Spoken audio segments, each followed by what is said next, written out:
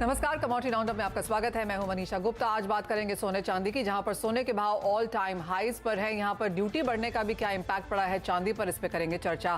साथ ही बात करेंगे कच्चे तेल की, जहां पर महंगाई का दबाव यहां पर अब देखने को मिला है। ओवरनाइट 3% की गिरावट थी कच्चे तेल में, लेकिन अब किस तरह की स्ट्रैटेजी बनानी चाहिए बताएंगे आपको। साथ ही बात करेंगे कॉटन की, क्योंकि एक गैप के बाद यहां पर MCX पर कॉटन वायदा फिर से फरवरी में लॉन्च होने वाला है। क्या है इसकी कॉन्ट्रैक्ट स्पेसिफिकेशंस और क्या डिटेल्स हैं, इस पर भी करेंगे बातचीत। हमारे साथ जुड़ रहे हैं कोटक सिक्योरिटीज के VP रविंद्र राव, केडिया कमोडिटीज के Ajay Kedia, foresight Boolean India के फाउंडर एंड डायरेक्टर विराज दडवानिया और साथ ही MCX के हेड एग्री प्रोडक्ट टीवी के चैतन्य भी होंगे हमारे साथ। लेकिन सबसे पहले शो में आगे बढ़े, आपको दिखा देते हैं कि वित्त मंत्री निर्मला सीतारामन ने कल बजट में सोने चांदी पर क्या कहा। With the depletion of deposits of natural diamonds, the industry is moving towards lab-grown diamonds, and it holds huge promise. To seize this opportunity, I propose to reduce the basic customs duty on seeds used in their manufacture. Customs duties on doré and bars of gold and platinum were increased earlier this fiscal. I propose to increase the duties on articles made therefrom to enhance the duty differential. I also propose to increase the import duty on silver doors, bars and articles to align them with that on gold and platinum.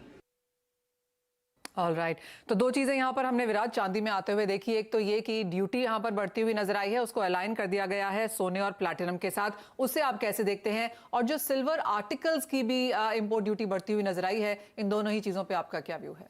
First of all, thank you, Manisha ji, for having me back on the show. Always great to be here. Same here.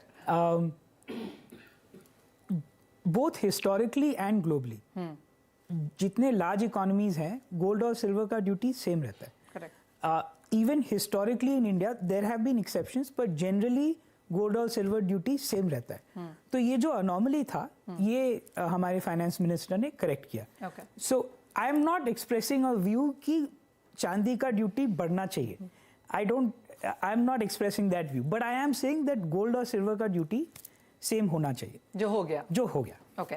तो कितना असर पड़ेगा इसका prices पे? Already हमने देखा कि भाव यहाँ पर बढ़ते हुए नजर आए हैं, तो कितना तो आप इसका फेड प्रीमियम देंगे और कितना आपको लगता है कि ड्यूटी की वजह से जो पिछले 24 घंटों में चांदी में उछाल आया है वो कहाँ से है? सो रफली मनीषा जी 2500 का फर्क आया है रफ. उसमें से ड्यूटी के कारण 1000 वो कल ही लगभग आ गया था. And then after the fed chairman statement last night about 1500 का फर्क. तो that's the rough split between fed and our finance minister statement. Viraj, पिछले साल की अगर बात की जाए 2022 की, तो रिकॉर्ड चांदी इंपोर्ट हमने होता हुआ देखा है. क्या ड्यूटी से मांग पर कुछ फर्क पड़ेगा? तो great question Manisha ji. We sell silver 9 states across 30 cities. तो मैंने अपने कुछ कस्टमर से बात किया, तो बोले देखिए 1000-1500 का तो कल बात किया था, ये जो एडिशनल 1000 बढ़ा है इसका बात नहीं किया. ये सेड 1000-1500-2000 तो चांदी में ऐसे ही उतार चढ़ाव होता है. तो I don't think this will make a big difference. However demand January already काफी लो है, क्योंकि चांदी का भाव ऊपर गया है 60 to roughly 70,000 अक्टूबर से अभी तक. तो इन जनरल जब तक भाव या तो थोड़ा नीचे नहीं जाएगा या सबको ये नहीं लगेगा कि चांदी का भाव लाख रुपया तक जाने वाला है, आई थिंक डिमांड थोड़ा सबड्यूड रहेगा. बट मैं होप कर रहा हूं कि रशिया यूक्रेन वॉर में अगर कुछ गुड न्यूज आ जाए तो चांदी का भाव घट सकता है. ऑल राइट, तो क्लियरली ये तो बात हुई पिछले 24 घंटों में जो हमने इवेंट्स आते हुए देखे हैं उसका असर यहाँ पर चांदी पर. ऑफ कोर्स आपके पास फिर लौटेंगे, लेकिन एक प्राइस व्यू भी यहाँ पर ले लेते हैं. एंड रविंद्र, कैसे देखते हैं आप अब चांदी के प्राइसेस को, क्योंकि ड्यूटी और US फेड अब आउट ऑफ द वे है, उसका इंपैक्ट भावों पे ऑलरेडी आ चुका है. यहाँ से अब क्या वॉच करने की जरूरत है और कहाँ देखते हैं आप prices? Good morning Manisha. I think Indian market में तो एक ब्रेकआउट की तरफ है सिल्वर, लेकिन मैं बेंचमार्क इंटरनेशनल प्राइसेस पे ज्यादा ध्यान देना चाहूंगा, क्योंकि इंटरनेशनल जो कॉमेक सिल्वर है, आई think that is not sustaining about $24.50 से $25, क्योंकि हमने वहां से काफी बार सिल्वर को फिसलते हुए देखा है, और वो एक सिर्फ रेजिस्टेंस होगा मेरे हिसाब से। तो जब तक 2450 से लेके $25 के ऊपर क्लोजिंग नहीं आता सिल्वर में, आई थिंक एक मेजर अपसाइड हम नहीं बोल सकते अभी, लेकिन अगर उसके ऊपर निकल जाता है तो फिर आई think it is headed towards 27.5 से लेके $28, जो कि एमसीएक्स में अराउंड 74,000 से 75,000 के आसपास हो सकता है। अगर इवेंट्स की बात करें तो जैसे जैसे अभी डिस्कशन हुआ कि जो बजट का प्रीमियम था वो आ चुका है, फेड का प्रीमियम था वो आ चुका है। Now I think it will be the non farm payrolls report, जो कि काफी इंपॉर्टेंट होगा कल का नॉन फार्म पेरोल, क्योंकि उसके बाद हमें समझ में आएगा कि जो फेड का स्टांस है, क्योंकि फेड ने कल के इवेंट में डायरेक्टली तो नहीं कहा, like directly they have not sounded dovish, लेकिन उन्होंने ये जरूर कहा है कि जो इंटरेस्ट रेट्स है वो because of the hike in the interest rate inflation में कमी आई है, तो that has been taken as slightly dovish by the market. तो मेरे हिसाब से अगर नॉन फार्म पेरोल्स रिपोर्ट जो है वो 185 के आसपास एक्सपेक्टेशन है, that is below previous month figures, अगर उसके नीचे भी आता है तो आई थिंक तो वो एक फेड का जो स्टांस है वो सीमेंट हो जाएगा, और मेरे हिसाब से फिर मार्च के बाद इंटरेस्ट रेट हाइक होना थोड़ा सा मुश्किल रहेगा। That might be taken as positive for silver और गोल्ड दोनों ही, और वो एक मेजर ट्रिगर होगा। तो मेरे हिसाब से नॉन फार्म पेरोल्स रिपोर्ट काफी इंपॉर्टेंट है, उसके लिए हम वेट करेंगे, बट तब तक के लिए आई थिंक गोल्ड सिल्वर दोनों ही एक पॉजिटिव मोमेंटम में ट्रेड करेंगे, उसके बाद हमें एक नया डायरेक्शन मिल सकता है। तो करीब करीब 1% की तेजी यहां पर अंतर्राष्ट्रीय बाजारों में है, लेकिन 2.25% की बढ़त के साथ इंडियन मार्केट्स में फिलहाल चांदी में यहां पर कारोबार होता हुआ। विराज, एक और चीज जो कल हमने बजट में आते हुए देखी थी वो silver article import, gold and silver article import पे भी यहां पर बढ़त देखने को मिली है। बाजार उसे कैसे देख रहा है? So here I can't claim to have got my customers' view, but India में articles manufacturing for consumption बहुत strong market है जी। and this will increase the competitiveness of our local manufacturers, which are many of our customers. They make amazing products. I think this तो will हम बहुत import नहीं करते, उसका कोई बहुत फर्क नहीं पड़ेगा। हम लोग करते हैं, बट हमारे प्रोडक्ट्स इतने यूनिक है, इतने स्ट्रॉन्ग है कि ये अच्छा ही है। Okay, overall will be positive, but मैं कस्टमर से पूछ के आपको वापस और डिटेल बताऊंगा। ऑलराइट, जरूर। पर जैसे आपने कहा ये आत्मनिर्भरता की तरफ एक स्टेप है, Yes. तो आई थिंक वहां पर एक पॉजिटिविटी हम बाजार में बनता हुआ देखेंगे। लेकिन सोने के भावों में भी यहां पर बढ़त देखने को मिली है। आप देख सकते हैं अपनी स्क्रीन पे $1950 प्रति आउंस के ऊपर कारोबार है। कल 1970 तक के भी लेवल्स देखने को मिले थे। अजय, कैसे देखते हैं आप गोल्ड प्राइसेस, और यहां से क्या खरीदारी की राय अब भी जारी है? अच्छा जी, हाँ डेफिनेटली जिस ढंग से हमने रैली अब देखी है 2023 के जो आउटलुक है वो तो काफी बुलिश है, बट नो डाउट आज 300 $350 की जो रैली आई है 1620 हमने नवंबर में देखा था, और अब लगभग हम 1950 के ऊपर ट्रेड करें, ये थोड़ा सा इंटरेस्ट देता है। बट अभी भी जो फंडामेंटल्स अगर हम देखें, सेंट्रल बैंक की continue buying, ultra low interest rates जिस ढंग से जो एक्सपेक्टेड था वो पूरा मार्केट डिस्काउंट कर चुका है। तो आई थिंक बात तो अभी भी ओपन है, जो हम लोग पकड़ के चल रहे कि 62,000 से 64,000 तक का रेंज हम 2023 में देखेंगे। बट फ्रेंकली जो बड़े इवेंट्स थे, चाहे बजट की बात करें, चाहे हम फेड के हाइक की बात करें, या आज बैंक ऑफ इंग्लैंड और ईसीबी का भी एक हाइक आ जाता है, ये एक बार निकल जाता है तो आई एम एक्सपेक्टिंग थोड़ा पुल बैक पॉसिबल है। बट डेफिनेटली 2023 के लिए अभी भी रूट जो रहेगा वो बिल्कुल ओपन रहेगा as compare to other asset class. Gold अभी भी काफी अट्रैक्टिव लगता है, जो इजीली 62,000 का लेवल डोमेस्टिक मार्केट पे तोड़ता हुआ दिखाई देगा 2023 में। फेयर पॉइंट, यानी कि सोने और चांदी दोनों में यहाँ पर खरीदारी रहनी चाहिए। ऑफ कोर्स लेवल्स का यहाँ पर जरूर इंतजार करें, और उनके बाद ही यहाँ पर अपनी जो स्पेंड है या इन्वेस्टमेंट्स है वो यहाँ पर बढ़ाएं। विराज, बहुत शुक्रिया शो में आने के लिए, शामिल होने के लिए, और चांदी के बारे में डिटेल में बात करने के लिए भी। लेकिन आगे बढ़ते हैं और बात अब यहाँ पर मेटल्स की कर लेते हैं, क्योंकि यहाँ पर भी अच्छी खासी तेजी है। रविंद्र, कैसे देखते हैं आप मल्टी मंथ हाइज यहाँ पर हमने कॉपर, एल्यूमिनियम, जिंक में वापस लौटते हुए देखे हैं? यस मनीषा, आई थिंक ये चाइना इम्पैक्ट है, क्योंकि चाइना री ओपनिंग के बाद मेरे हिसाब से बेस मेटल्स में एक तेजी पकड़ी है, और मैं अभी भी एल्यूमिनियम और जिंक में काफी बुलिश हूँ। मुझे लगता है कि जिंक के प्राइसेस फिर से एक बार 340 तक जा सकते हैं from a short term perspective. Aluminium के प्राइसेस 250 तक जा सकते हैं। That is mainly on back of optimism of demand from China, और इन्वेंट्रीज भी काफी लो लेवल्स पर है। कॉपर में मेरे हिसाब से एक रेजिस्टेंस के पास में है, थोड़ा सा रिजेक्शन देखने मिल रहा है अपर साइड पे, तो मैं कॉपर के लिए वेट करूंगा एक डिप का टुवर्ड्स से 750 760 ऑड एंट्री करने के लिए। But otherwise I think overall base metal pack अगर देखें तो डॉलर वीकनेस ने भी बेस मेटल्स को सपोर्ट किया है, तो डॉलर वीकनेस कंटिन्यू रहने का चांसेस है। बट जैसे मैंने बताया कि जो आगे के डेटा पॉइंट्स है from the US, I think that will be very very important. China के मैन्युफैक्चरिंग पीएमआई एक्सपेंशन में आए हैं, तो that is again positive for base metals pack. तो ओवरऑल स्टोरी मुझे पॉजिटिव लगता है, बट कॉपर में will wait for a dip. Aluminium zinc में भी आई थिंक अगर करेक्शन आता है तो I think it's a very good opportunity to by both the metals. तो aluminium and zinc bullish from a short term perspective. All right, तो यानी कि जो भी कुछ यहाँ पर मेटल्स के ब्रैकेट में है, चाहे वो इंडस्ट्रियल मेटल्स है या प्रेशियस मेटल्स है, एज ऑफ नाउ खरीदारी के लिए अच्छा नजर आता है। लेकिन जैसे रविंद्र ने कहा कि डिप्स का इंतजार करें, कॉपर, एल्यूमिनियम, जिंक तीनों में ही यहाँ पर खरीदारी के मौके आप ढूंढ सकते हैं। रविंद्र, बहुत शुक्रिया साथ जुड़ने के लिए। एक ब्रेक के लिए रुकेंगे, जब लौटेंगे तो बात यहाँ पर एग्री कमोडिटीज की करेंगे। एमसीएक्स के हेड एग्री प्रोडक्ट्स टीवी के चैतन्य को भी जोड़ेंगे अपने साथ।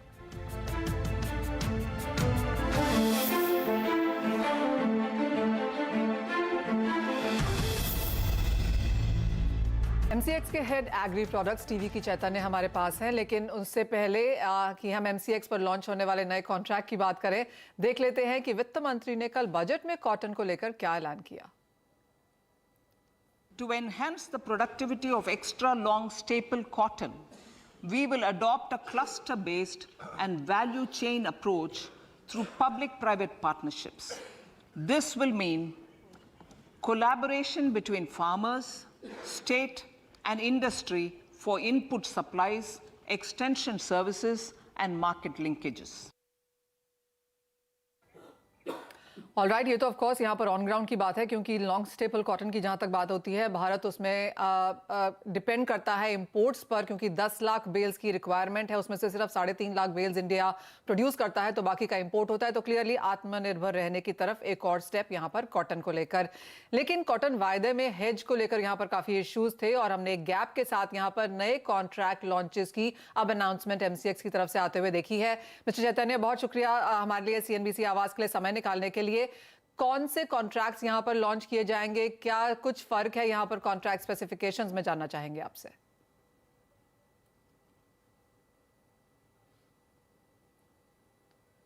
मिस्टर चैतन्य, आपको मेरी आवाज आ रही है? Yes madam ji, good afternoon. Good afternoon. Afternoon. क्या कुछ डिटेल्स हैं कॉन्ट्रैक्ट की, और कब से लॉन्च हो जाएगा, कौन से मंथ्स के लिए है ये?